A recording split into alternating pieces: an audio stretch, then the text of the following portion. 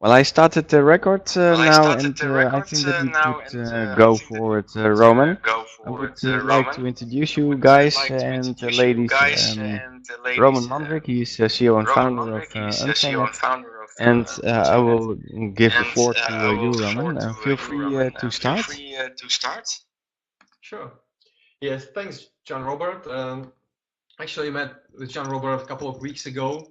We have a mutual interest in ICOs and the crypto space, and he gave us an opportunity to present our company to a Dutch network of you guys. So this is awesome for me, and for Unchained as well. So let me quickly introduce the company. What we do is a decentralized cloud platform for everyone. What we actually do is we connect people with available computing resources and clients who need them. Our clients they are mostly larger organizations who need typically 10, 100, or maybe even 1,000 CPU cores and other computing resources like disks, memory, and so on. And clients would use our platform to run their computation research projects for machine learning, for video rendering, but also for high availability websites. I'll talk about that more a bit later. So technically, if someone asks me what do in a very short sentence, I usually say we do Airbnb for computing resources. I hope that's quite understandable. So let me jump to what kind of problems we try to solve with our business. First of all, it's a huge centralization of cloud power in the hands of few large cloud providers. Those are AWS, Amazon, Microsoft, and Google Cloud. Also IBM and Oracle. There are a couple of them. And what we see, the problem is that they currently control over 55% of market capitalization, and it's growing very fast. So the side effect of that is the small businesses like small hosting providers or ISPs are losing business. And if you get to the point where AWS and Microsoft are running oligopoly and they can control price and put at risk, put the global infrastructure at risk. So the second problem is from the other side. We found out in research that estimated 1/3 of all servers in US, actually all around the world, but we found the research paper saying it about US, actually unutilized zombie servers. So that means that it runs in data center, it consumes electricity and network resources, but it doesn't produce any value. So these servers are basically sitting there and just consuming energy. And this is where we come as an Unchainet with our solution to create a dynamic marketplace, global marketplace with computing resources. So we connect independent, smaller size providers who run either individual computers or small data centers like hosting companies, and we connect them with cloud clients. And we do that by providing cheaper services, cheaper infrastructure than AWS on a platform which cannot be shut down simply because it's decentralized and there is no central power who could shut it down. We also, as a second point, which I haven't touched yet, is how to create this decentralized platform. So we chose to create our own blockchain to store the quality of individual providers in a tamper-proof manner on the blockchain. So clients can actually choose if they want someone with lower quality and cheaper price or high quality and a higher price. We want to create our own custom blockchain, which will process 10,000 transactions per second in a secure, anonymous manner. And it will also create a modular blockchain apps ecosystem. We want to do that by using existing open source technologies like Tendermint and Red Belly blockchain, which has already awesome results in a faster blockchain space. But we create our own decentralization layer. Our algorithm will run in a way. So Jean-Robert asked, what stands QoS chain for? So QoS stands for quality of service chain, right? So we measure quality of individual providers, and that quality is stored on the blockchain. Right. Stored on the blockchain, and it's actually also used to filter out the lower quality providers, which cannot be part of consensus of unit chain of the main blockchain. So to give you an idea, let's say we have 10,000 of computer nodes, only probably 1,000 of them will pass our high criteria, which is high availability. So we will not accept nodes which will turn off for a night or turn off often. And there needs to be at least very reliable internet speed for downloads and uploads. So only these higher quality nodes will participate in a consensus, and it will guarantee very fast blockchains for us, very fast blockchain transactions. So to give you an idea of what kind of opportunity we try to grab, the current public cloud revenue is estimated to grow over 400 billion by 2020.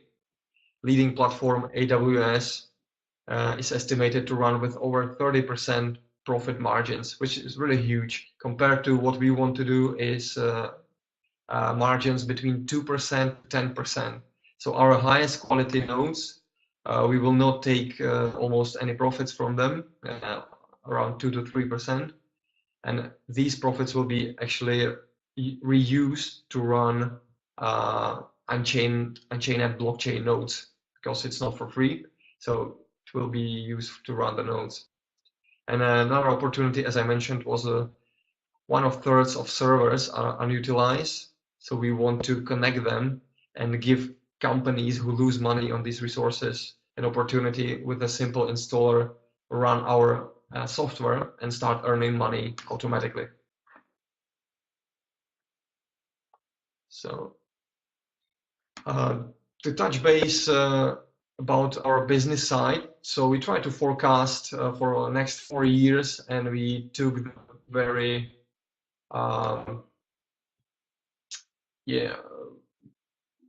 even a pessimistic look on how many nodes we could actually get. So we took the values from AWS, who apparently in 2014 already run 60 million CPU nodes. We only estimated to get to 1 million nodes in 4 years, which is very conservative. And we will need to run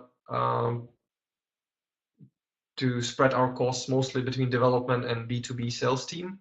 And another huge cost is a training of consultant community. So not as we know how currently cloud business is done, for example, AWS, we have multiple, from our previous work, we know how they do business. They can't sell their services. It usually comes with a consultant who brings the client onto the network, creates a workload for them, and then they run and spend money on the platform. So this is the same approach we want to do as well, to train the consultant network. It could be thousands of small individuals or smaller development companies. We will certify them, train them, and they'll be ready to bring in clients and earn on top of our fees, their fees.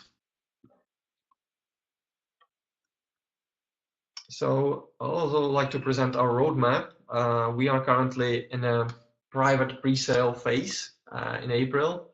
That means that we haven't yet published our pre-sale or ICO numbers.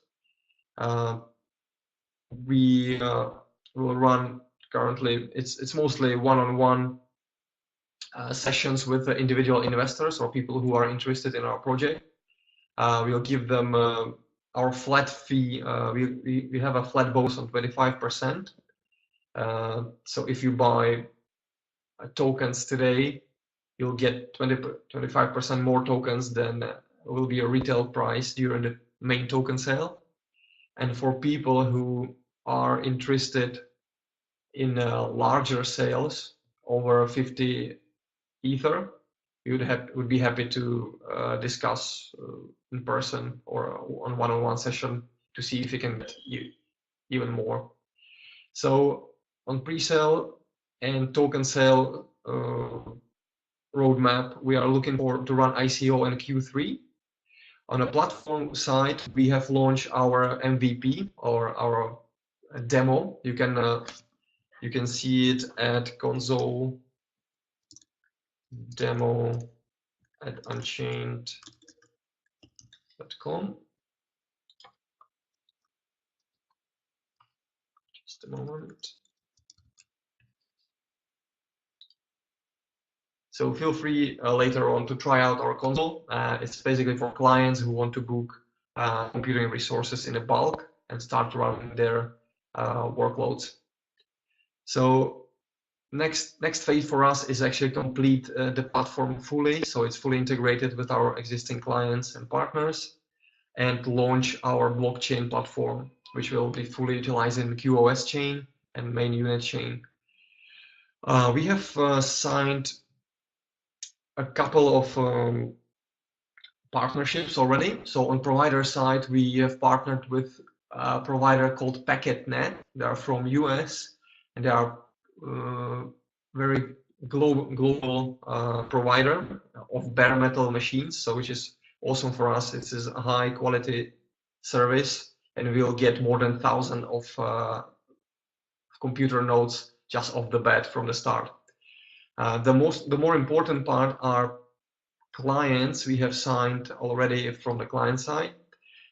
Those are guys Mobingi from Japan, SpotInst from US, and Frugal Ops from US.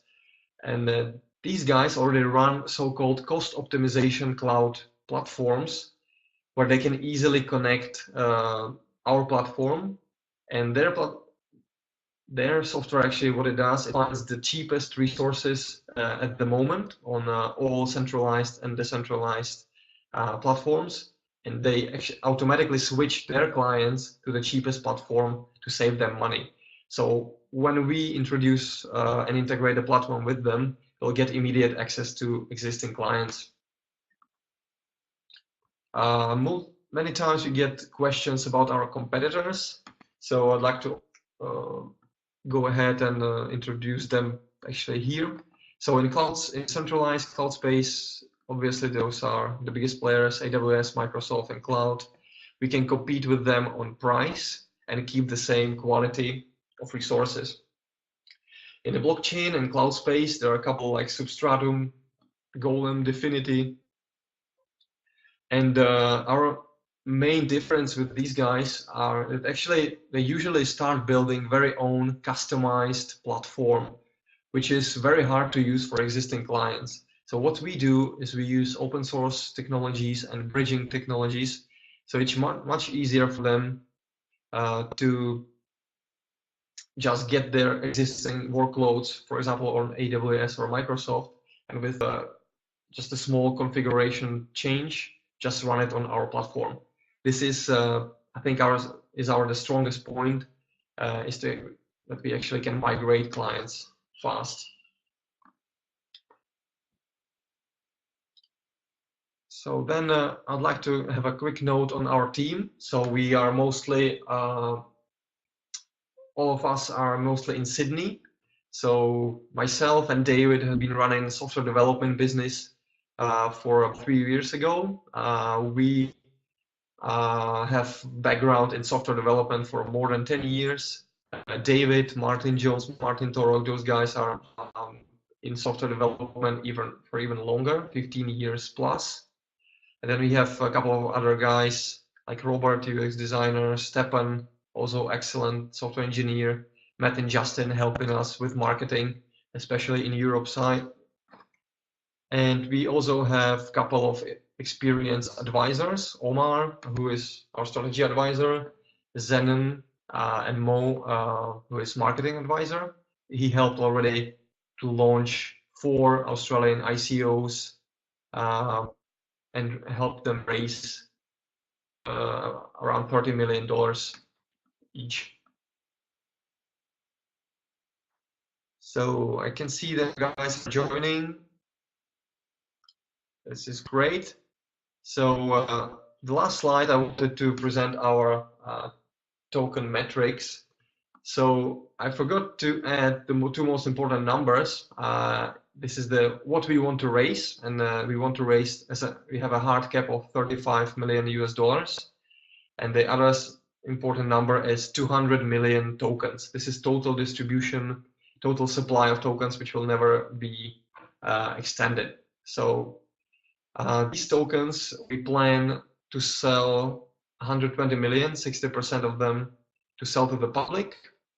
Then we keep 16% for team, 16% for reserve and initial liquidity, and 2 and 6% are used for bounty programs, advisors, and early supporters who can actually help us get to the point that we can mass market our ICO. And give us initial funding to get actually going.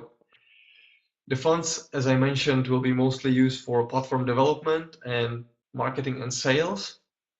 And another big portion is training and support program of our consultant network. We have also admin and legal and operation costs, I guess every company has.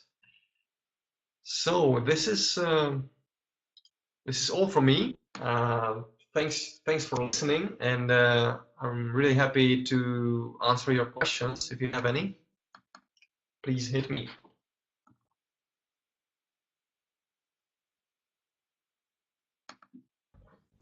Yeah, Roman, very clear and sound and loud presentation. I say that even for a non-tech guy like me, I can quite a lot, and I hope that others also appreciated that. So if you have some questions, guys, drop those in the chat.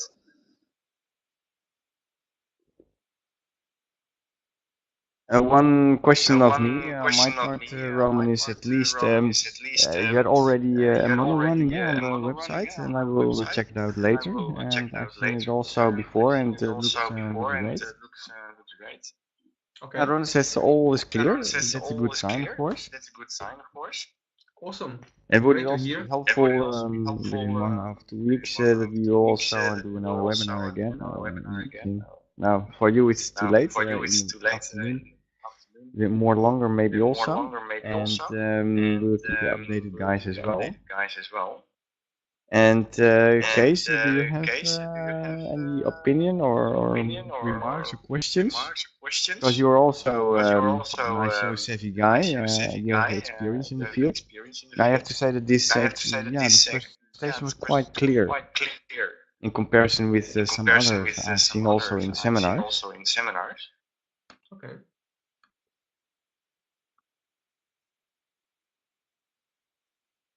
Okay, but I also underwrite it that there is so much power lost, and if you also see that Google and Amazon, these guys are kind of monopolist almost. Yeah, that is a very good area. Very fast. They grow year over year to take more and more. Power away. Literally, figuratively.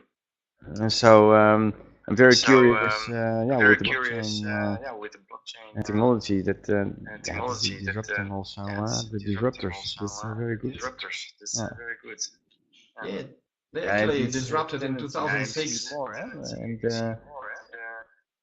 Like I said, in 2006, Amazon and other guys are actually the disruptors. Owning taxis. Or Airbnb is the biggest hotel company. without owning any rooms. I think that this model will work actually. Yeah. So actually, Roman, you are in the pre-sale phase as you stated. And do you have any ideas when you will start the crowd sale phase, more or less? So let me address the Keys has a question about the Golem. So yeah, we know obviously Golem as well, and they are one of the first ICOs who launched, so they are well positioned. And they actually they are one of the guys I mentioned who create very customized platform. So it's only on a software level, and I think they currently run only the platform for video rendering. So they spent almost a year on development, and it has very specific use case. And we don't know in the real world how the video renderer companies will adopt that yet. I hope they will. But our platform is actually, as I mentioned, very open, works with open source technologies and bridging technologies, and that helps existing clients from any field. So anyone who uses, for example, containerized applications, they can run it on our platform. Yeah, that makes things much easier, and we can get existing clients of centralized platforms much easier, just giving them a better pricing and similar quality with the higher quality nodes. Yeah, so this is the biggest difference. Yeah. So the barrier is very low for existing companies to join Unchainet. Exactly. So whoever runs already, for example, on Amazon, they use their infrastructure. We plan to build the platform in a way that will bridge their interfaces. So it's a couple of steps, small steps. They can run easily on our platform as well. And what is the size of the companies who can use these your proposition? Is that also available for smaller companies, or is it only for the big guys? Yeah, so as I mentioned, even small companies can use us now. Depends on what you say, small company. Anyone who wants to buy computing resources in a bulk, right? So at least maybe 10 CPUs or more, then they can be our clients. We also want to introduce like a higher level of interface to make it very easy for retail clients, for example, who want to run a WordPress website on our platform. We'll actually pre-configure specific workloads, and then they will be able to run, for example, WordPress website or a mobile backend with a couple of clicks on our platform. Okay. So I have another question from Keys. High quality nodes versus different pricing for quality. Yes, so as I mentioned, our QoS chain will continuously monitor individual nodes of providers, and will actually filter them in a couple of buckets. So let's say we'll have a quality score under 50, which are probably people running their computers from their living rooms. So sometimes they have a dropout connection, sometimes their internet speed is slow. Then there are like semi-professionals who run from a data center, and then there will be like a high-profile data center provider who run the latest hardware, very fast processors, very fast SSD drives, and so on. So these guys will be 80 or 90 plus quality. And of course, the prices for different levels of quality will differ. So for example, prices for home-based systems will be maybe twice or three times lower than prices for a high-quality data center where you can run actually three times faster your applications. That's the difference. Okay. I'm trying to do something, Roman, very quick. I would like to show your console, actually, a console demo, if Okay. the technique will offer that. So if you would like to, I can show it also shortly. If you can share the screen, yeah. Yeah, I'm trying to get. Because it's very nice to see it. And I hope that I get a certain level. Yes. Okay. Then I have to do something else. If you have 1 moment, please. I have to share my screen. Mhm. Okay.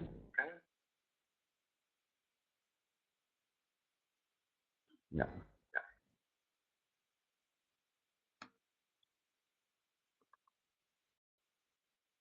I hope that you can see it now. You see something now?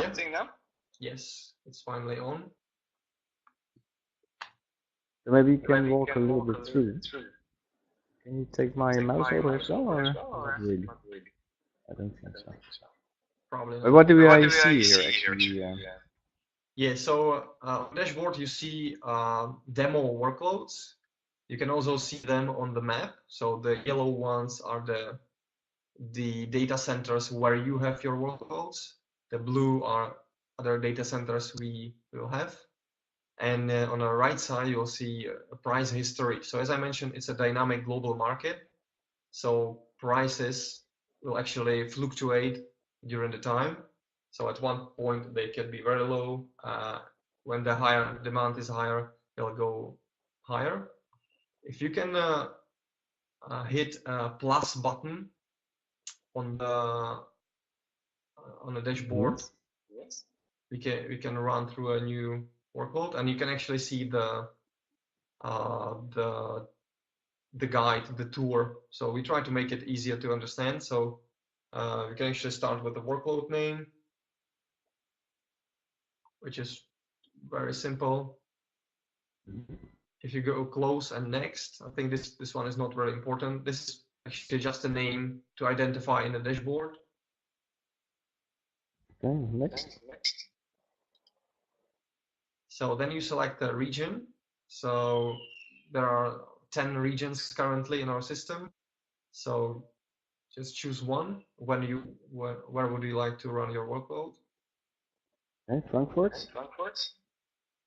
And it gives you the approximate number of CPU cores, RAM, and storage which we have in that region. This is all you can buy, all you can get in that region. So those are available resources. If you go next, and this is the quality score slider I was talking about. So this is where you choose how high your quality of your providers is, and also prices will be approximately reference that quality score. So if you can choose, for example, 80, you need to click next first. Yes.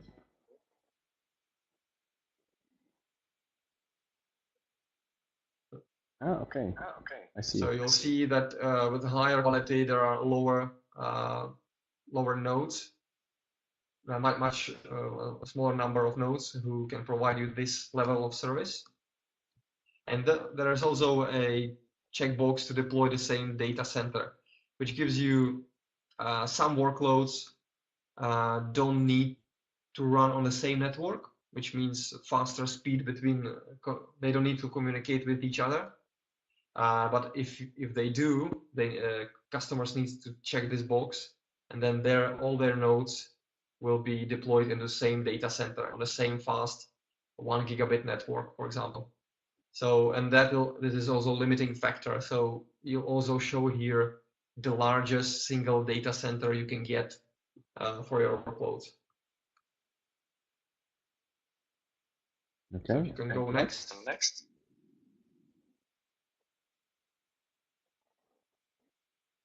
Yeah, so I'll answer in a minute the prices if they are in token or.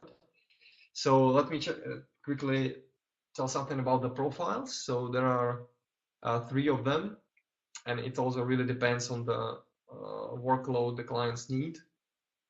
Balanced means CPUs and RAM is in 1-to-1 ratio, so means 1 CPU core and 1 gig of RAM. CPU intensive is 2 CPUs for 1 gig of RAM, and memory intensive is vice versa. So you have 1 CPU and 2 gigs of RAM for each. We'll obviously introduce more profiles later on. One of the things we'll need soon will be a graphic card in profiles. So people like who actually need machine workloads can actually run them on graphic cards. So this is on the roadmap. So just keep it balanced and maybe say okay. And this is the estimated cost per hour in CRC. So CRC is, so we have unit token. This is our main token. We will go for token sale, but it can be volatile. And we introduced the concept of CRC, like it stands for Compute Resource Coin.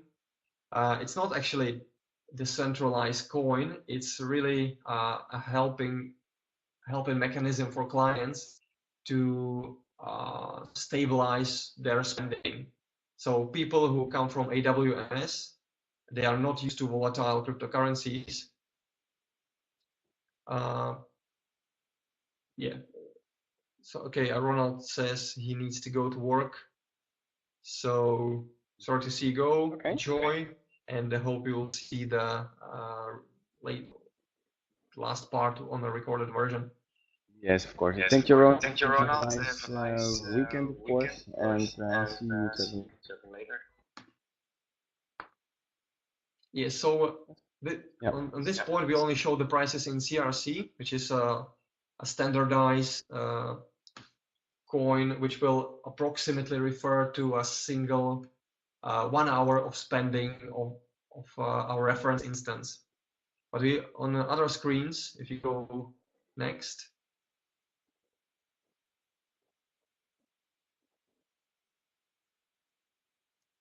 here is where you say where you show you set the max bid price per hour. So you can see the current price for vCPU per hour is 1.1 CRC.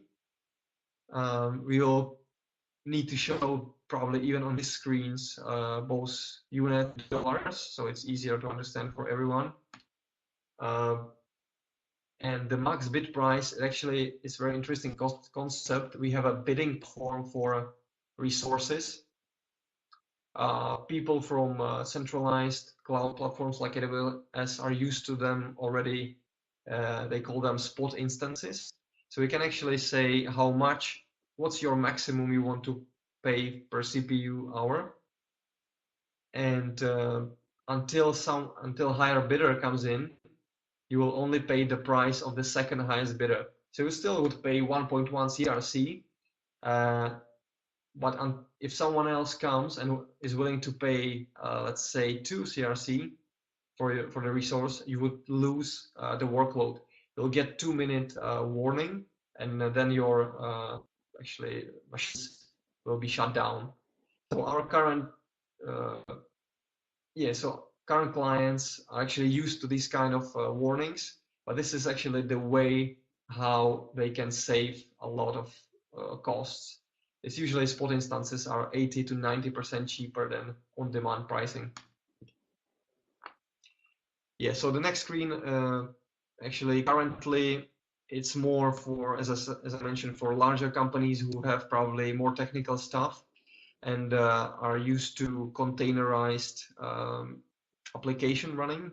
You can actually can run anything because Kubernetes is an open source platform which gives you unlimited power on how to deploy containerized applications. So whatever you can already deploy as an orchestrated containerized workload on our platforms, you can do it here as well. As I mentioned before, we would like to introduce more user-friendly interface, more for retail clients later on, but it's on the roadmap. So if you can go to next. Okay. So here, this is the summary screen. You see you bought one CPU, 1 gig of RAM, and 10 gigabytes of storage, and estimated price in CRC is 1.1. So if you launch,